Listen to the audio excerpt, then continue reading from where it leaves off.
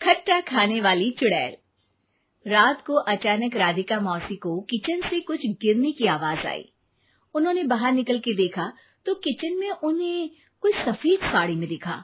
वो चीख पड़ी, हे भगवान, आलतू जलाल तू आई भला को टाल तू, आलतू जलाल तू आई भला को टाल तू। राधिका मौसी को चीखते सुनकर श्रवण बाहर आता है भागते हुए। अरे माँ, क्या हुआ? क्या देख लिया? दादी माँ आ गई क्या सपने में? अरे बेटा, रसोड़े में देख तो कौन है? श्रवण रसोड़े में झांक कर देखता है और उसे कोई नहीं दिखता अंदर। अब रसोड़े में तो कोई नहीं है माँ। कोई सफेद साड़ी में नहीं है क्या? नहीं माँ, कोई भी नहीं है। चिल्लम चिल्ली की आवाज सुनकर काजल भी वहां आ जाती है। अब क्या हो गया माँ जी? अरे बेटा, रसोड़े में एक चुड़ैल थी सफेद साड़ी में। अरे क्या कर रही थी वो अंदर? अरे बताया नहीं, कल आएगी ना तो पूछ लूंगी। चुड़ैल जी, आपका क्या प्लान है? माँ जी, रात बहुत हो गई है, आपने कोई बुरा सपना देखा होगा, चलिए सो जाइए। राधिका मौसी सोने तो चली जाती है, पर उनको रात भर नींद ही नहीं आती। वो कुछ भी उलझुल बातें सोचने लगती है। कहीं चुड़ैल की वजह से तो घर में टेंशन नहीं हो रहा, कहीं उसी की वजह से तो वो दादी नहीं बन पा रही। सुबह जब राधिका मौसी रसोड़े में छानबीन करती है तो पाती है कि नींबू का अचार गायब है। चुड़ैल नींबू का अचार ले गई, मुझे तो ठीक नहीं लग रहा कुछ। चुड़ैल को भी पता है कि जिंदगी का असली मजा तो खट्टे में ही है। राधिका मौसी झट से श्रवण को फोन कर देती है। बेटा, मुझे समस्या समझ में आ गई है, हमें एक तांत्रिक की जरूरत है। अरे क्या बोल रही हो माँ, तांत्रिक की क्या जरूरत है? आप पूजा पाठ तो कर ही रही हो ना।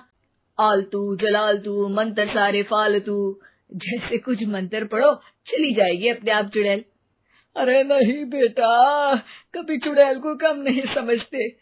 अरे तुझे पता भी नहीं चलेगा कि कभी वो छल करके काजल की जगह घर की बहू खुद बन जाएगी। क्या माँ, कुछ भी बोल रही हो? कहाँ काजल और कहाँ चुड़ैल? वैसे एक बात बताओ, काजल को अगर गाने के लिए बोल देना तो चुड़ैल काजल की आवाज सुनकर घर तो क्या, धरती लोग छोड़कर चली जाएगी। तुम ना पढ़े लिखे बच्चे हर चीज को मजाक समझते हो। तुम रहने दो, मैं खुद ही तांत्रिक को बुला लेती हूँ।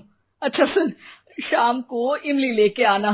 क्या है कि चटनी खाए बहुत दिन हो गए है ना? नहीं माँ, इमली तांत्रिक से ही मंगवा लो ना, आटा वगैरह भी उसी से पिसवा लेना। देखो मुझे काम करना है। श्रवण रात को कई तरह की सब्जियों के साथ माँ के कहने पे चटनी के लिए इमली भी ले आया था, लेकिन राधिका मौसी के दिमाग में अलग ही फिल्म चल रही थी।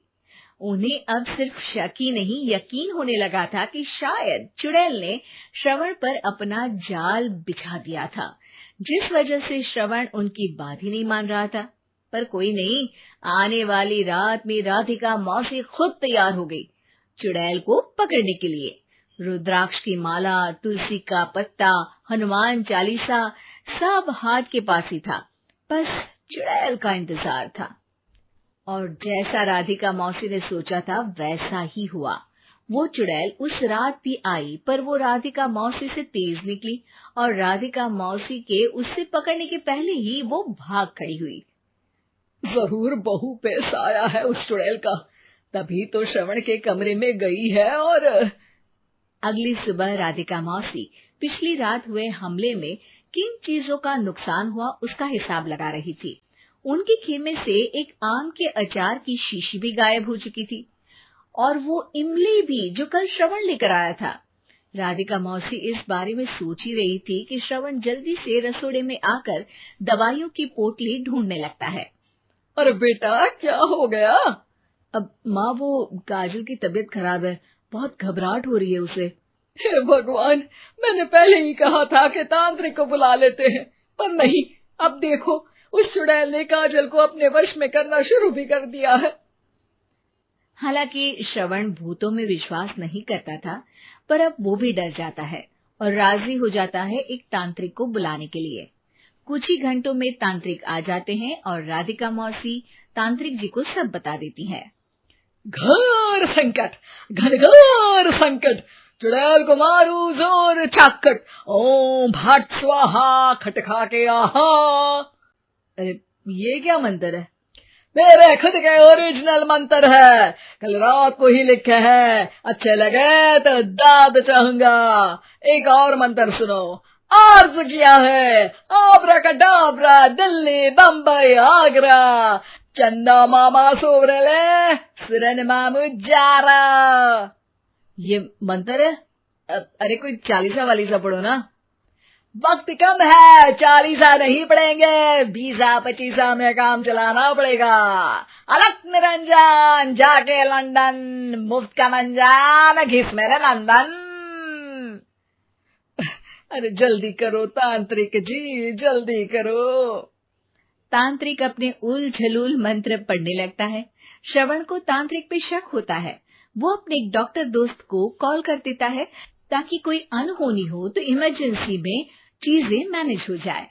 तांत्रिक धुनी रमाता है, जिसकी वजह से कमरे में काफी धुआं हो जाता है और जिसकी वजह से बहू की घबराहट बढ़ जाती है।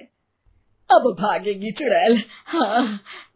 बहू खांसते हुए धुएं से बचने के लिए बाहर चली जाती है। अरे भाग रही है, भाग रही है। पीछे पीछे श्रवण भी जाता है। बहू एक सोफे पर बैठ जाती है।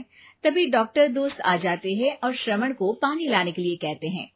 थोड़े चेकअप के बाद डॉक्टर कहते हैं, मेरे हिसाब से जाप का काम पूरा हो गया है। क्या मतलब?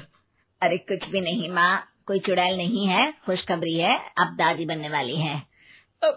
मगर वो सब अचार के डब्बे। श्रवण दोनों अचार के डब्बे अपनी माँ को दिखाता है, जो कि उनके बिस्तर के नीचे छुपे हुए थे। आपने सही बोला था माँ, वो चुड़ैल काजल ही थी जो खट्टा खा रही थी। हमें कल ही पता चला, पर हमने आपको ये तांत्रिक वाला काम करने दिया ताकि आपको भरोसा हो जाए कि भूत वगैरह कुछ होता ही नहीं। अच्छा अच्छा, ये तो बड़ी खुशी की बात है। पर बेटा मुझे एक झाड़ू तो ला दे। क्यों माँ? ये तांत्रिक का भूत उतारती हूँ मैं। अब तांत्रिक राधा मौसी के डर से घर से भाग निकलता है और राधा मौसी उसके पीछे भागती है। अरे संकट ये घनघोर है, तांत्रिक मुआ चोर है। दोस्तों, हमें उम्मीद है कि आपको हमारी ये कहानी पसंद आई होगी। कृपया हमारे चैनल को सब्सक्राइब करें और सभी अपडेट्स के लिए बेल आइकन जरूर दबाएं। और हाँ, वीडियो लाइक और शेयर करना मत भूलिएगा। Bye bye.